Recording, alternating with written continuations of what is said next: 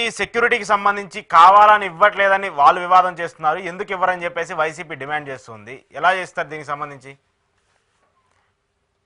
ఒక సున్నితమైనటువంటి సెక్యూరిటీ విషయంలో ఇంత రాద్ధాంతం, దానికి రాజకీయ పార్టీలు తమ రాజకీయ అవసరాలు తోడు కావడం అనేది దురదృష్టకరం. సెక్యూరిటీ విషయంలో ఎంత చర్చ జరిగితే అంత మంచిది. దురదృష్టం ఎక్కువ జరుగుతా ఉంది. పాయింట్ ఏంటంటే సెక్యూరిటీ ఎలా ఇవ్వాలి, ఎంత ఇవ్వాలి. మిర్చి యార్డుకు సందర్భంగా జరిగింది ఏంటి? జగన్మోహన్ రెడ్డి గారు మాజీ ముఖ్యమంత్రి, మాజీ ముఖ్యమంత్రికి ఇవ్వాల్సిన సెక్యూరిటీ కాదు ఇవ్వాల్సింది. మాజీ ముఖ్యమంత్రికి ఏమో ఇంతే ఇవ్వాలని రూల్ ఏం లేదు. ఇప్పుడు కిరణ్ కుమార్ రెడ్డి గారు మాజీ ముఖ్యమంత్రి, బహుశా ఆయనకు వై కేటగిరీ భద్రత. చంద్రబాబు నాయుడు గారు కూడా మాజీ ముఖ్యమంత్రిగా ఉన్నారు, ఆయన Z+ కేటగిరీ. అవును. జమ్మూ కాశ్మీర్ లో తరిగామి అనే సిపిఎం ఎమ్మెల్యే ఉంటాడు, ఆయన Z+ కేటగిరీ ఉంది ఎమ్మెల్యేకి. అంటే ఆ అవసరాలు వాళ్ళకు ఉన్న థ్రెట్ ని బట్టి ఇస్తారు, వాళ్ళకున్న గౌరవాన్ని బట్టి. గౌరవం అనేది ప్రోటోకాల్, గౌరవిస్తారు. ప్రోటోకాల్ గౌరవం వేరు, సెక్యూరిటీ వేరు. ఒక వివిఐపి కావచ్చు, లేదా ఒక సింగిల్ పర్సన్ కావచ్చు. ఇప్పుడు ఎవరైనా సాధారణ పౌరుని నేను చంపేస్తాను అనౌన్స్ చేస్తే పోలీసులు వచ్చి రక్షణ నిలబడతారు. సాధారణ పౌరుడు నేనేమంటే అది కుదరదు. కాబట్టి రక్షణ కల్పించడం, పౌరుడు రక్షణ పొందడం హక్కు, అది రాజ్యాంగం కల్పింది. కాబట్టి ఇప్పుడు జగన్మోహన్ రెడ్డి గారికి ఎలాంటి భద్రత ఇవ్వాలి? పూర్తిగా ఆయనకి ఎంత అవసరం అంత ఇవ్వాలి. ఎంత అవసరం వైసీపీ చెప్పినంత అవసరం అని నేను అన్నాను. ప్రభుత్వం ఏమనుకుంటా ఉంది? ఆయన భద్రతకు సంబంధించి, ఆయన సెక్యూరిటీకి సంబంధించి మీ అంచనా ఏంటి? ఇంటెలిజెన్స్, కౌంటర్ ఇంటెలిజెన్స్ ఉంటుంది, ఇంటెలిజెన్స్ డిపార్ట్మెంట్ ఉంటుంది, ఇది ఒక వింగ్ ఉంటుంది. వివిఐపీల భద్రతను రెగ్యులర్ గా వాళ్ళు సమీక్ష చేసి వాళ్ళకున్న సమాచారంతో, అందుకే ఇంటెలిజెన్స్ వ్యవస్థ దాంట్లో ఉంటుంది, వాళ్ళకున్న థ్రెట్స్ అవన్నీ చూసి ఈ పర్సన్ కి, ఈ విఐపీకి ఎంత ఇవ్వాలో వాళ్ళు నిర్ణయిస్తారు. దాన్ని కొనసాగించాలి నిజాయితీగా, అంతే తప్ప ఇంకోటి కాదు. ఇక్కడ జగన్మోహన్ రెడ్డి గారి పాయింట్కి వచ్చినప్పుడు, గతంలో కోర్టులో జగన్మోహన్ రెడ్డి గారు పిటిషన్ వేశాడు. ఆ పిటిషన్ సందర్భంగా ఆంధ్రప్రదేశ్ ప్రభుత్వం, పోలీస్ డిపార్ట్మెంట్, హోంశాఖ అప్డేట్ దాఖలు చేసింది. ఆ అప్డేట్ దాఖల్లో ఆయన Z+ కేటగిరీని కొనసాగిస్తున్నామని కమిట్ అయింది. ఇంకా కౌంటర్ ఇంటెలిజెన్సీ కావచ్చు, లేకపోతే ఆ వాహనం చెడిపోయింది దాన్ని రిపేర్ చేస్తామని చెప్పడం కానీ, 92 మంది భద్రత కల్పిస్తున్నాం కానీ, ఇవన్నీ చెప్పింది. కాబట్టి అంటే అర్థం ఏంటి? Z+ కేటగిరీ అంటే ఈ దేశంలో top most security.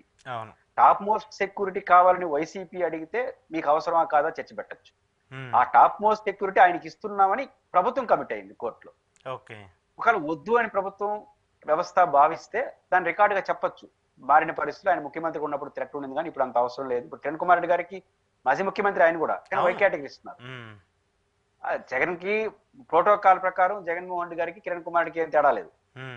Kiran Kumar Reddy గారు మాజీ ముఖ్యమంత్రి, పంపించారు ఉమ్మడి రాష్ట్రానికి ముఖ్యమంత్రి. మరి ఆయనకు వై కేటగిరీ ఎందుకు, ఈయన Z+ ఎందుకు? కాబట్టి Z+ అనేది అవసరం బట్టి ఇస్తున్నారు. ఇది మొదటి అంశం. కాబట్టి ప్రభుత్వం కమిట్ అయింది కాబట్టి, Z+ కమిట్ అయినప్పుడు అవసరం ఉందని మీరు గుర్తించారు కాబట్టి వి కంటిన్యూ. ఇది ఫస్ట్ పాయింట్. రెండో పాయింట్ ఏంటంటే, అప్పుడు జగన్మోహన్ రెడ్డి గారికి మనం టెక్నికల్ గా ఆలోచించకపోయినా రియాలిటీగా ఆలోచిద్దాం.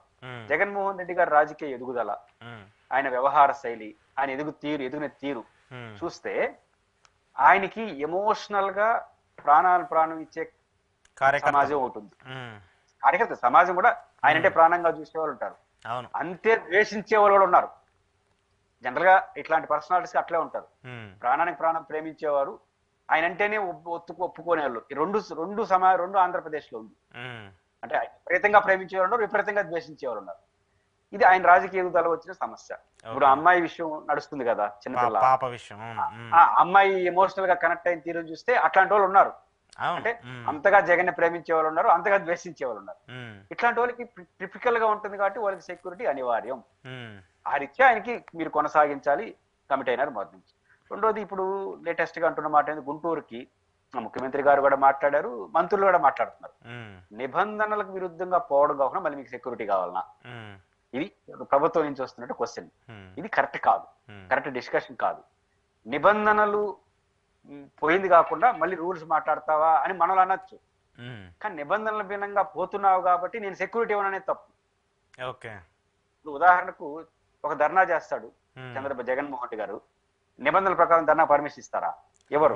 అయినా ధర్నాకి పోతారు. కొన్ని 100 మంది పోలీసులు ఎందుకు పెడతారు? జరుగుతాయి. నిన్న జిల్లాల్లో విద్యుత్ పోరాటం గాని, లేదా రైతులకు సంబంధించిన పాయింట్ల పైన కలెక్టరేట్ ముందు ధర్నా చేసినారు, విద్యుత్ కార్యాలయాలు కదా. ప్రతి జిల్లాలో జగన్ రాలేదు, ఎమ్మెల్యేలు కూడా, జిల్లా నాయకులే పాల్గొన్నారు. ప్రతి పోలీస్ స్టేషన్ పరిధిలో 100 మంది 200 మంది భద్రత కల్పించినారు. జగన్ రాలా ఆడికి. అంటే పోరాటానికి మీరేం పర్మిషన్ లేదు కదా, మరి 100 మంది ఎందుకు కల్పించారు? కాబట్టి ఒకవేళ నిబంధనల ప్రకారం ఎలక్షన్ కమిషన్ నిబంధనలు జగన్మోహన్ రెడ్డి గారు పాటించకుండా వెళ్ళాడు అనుకుందాం. అప్పుడు ప్రభుత్వం చేయాల్సింది, పోలీసులు చేయాల్సింది భద్రత ఎత్తేయడం కాదు, మరింత భద్రతను పెట్టి ఇంటికాడ ఆయన బయలుదేరే ముందే మీరు వెళ్ళడానికి వీలు లేదు, ఇది నిబంధనలకు వ్యతిరేకంగా హౌస్ అరెస్ట్ చేయొచ్చు కదా, గతంలో చాలా సార్లు చేశారు కదా. నిబంధనలు భిన్నంగా ఆయన పోతున్నాడంటే ఆపాలి, అంతకు భిన్నంగా నేను వెళ్తాను అని మళ్ళీ రెడీ అయితే అరెస్ట్ చేసేసుకోవచ్చు, హౌస్ అరెస్ట్ చేసేవచ్చు అక్కడే నిబంధనలు ఉల్లంఘించారని. ఈ పని చేయమంటాను నేను.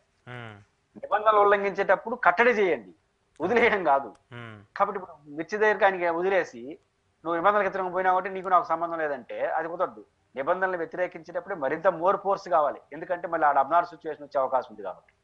కాబట్టి ఈ వాదన సరి కాదు. కాబట్టి జగన్మోహన్ రెడ్డి గారు గుంటూరు మిర్చి యార్డుకు పోయిన దాని సందర్భంలో ఆయన తప్పుంటే కేసు పెట్టండి, పెట్టాడు, ఆల్రెడీ కేసు పెట్టారు, ఏం జరిగితే అది జరుగుతుంది. కానీ మీరు చేయాల్సింది అక్కడే కేసు పెట్టి అక్కడే ఇంటికాడ అరెస్ట్ చేయండి, ఇంటికాడనే కట్టడి చేయండి తప్ప మీరు నిబంధనలు వ్యతిరేకించారు కాబట్టి మమ్మల్ని సెక్యూరిటీ అడగద్దండి అనడం మాత్రం అది కరెక్ట్ కాదు, అది లాజిక్ కూడా కాదు.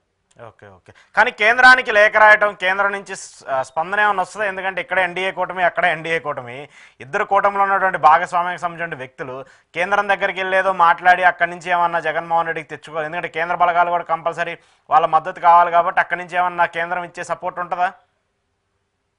అంటే ఇప్పుడు ఉదాహరణకు కేంద్ర ప్రభుత్వం ఒక దశ దాటితే జోక్యం చేసుకుంటుంది. సెక్యూరిటీ విషయంలో రికార్డ్ అవ్వాలి. మీరు గుర్తుంటే బయట ఏం మాట్లాడినారు జగన్ గారి సెక్యూరిటీ పైన, ఆయనకి 900 మందితో భద్రత కల్పిస్తున్నాం. అవును అవును, 350 మంది స్పెషల్ గన్మెన్లు చాలా ఉంది అప్పుడు గతంలో వచ్చినప్పుడు ఉన్నాయా చెప్పి ఇవన్నీ బయట హోంమంత్రి కూడా మాట్లాడినారు. హోంమంత్రి కూడా మాట్లాడేసినారు. ఆయనకి ముఖ్యమంత్రి ఉన్నప్పుడు 1200 మందితో దర్శనం కడతాడు, ఇప్పుడు అదే కావాలని కోరుకుంటే ఎవడిస్తాడు ఆయనకి, ఇది ఆ రోజు మాట్లాడింది. అదే గవర్నమెంట్, అదే అధికారులు కోర్టుకి ఏం చెప్పారు? 92 93 చెప్పినారు. అవును, బయటేమో 1000 మంది కావాలంటున్నాడు జగన్ అన్నారు. మీరే బయట ఆన్ రికార్డ్, అంటే రికార్డర్ గా వేసేటప్పుడు ఏ అధికారి రిస్క్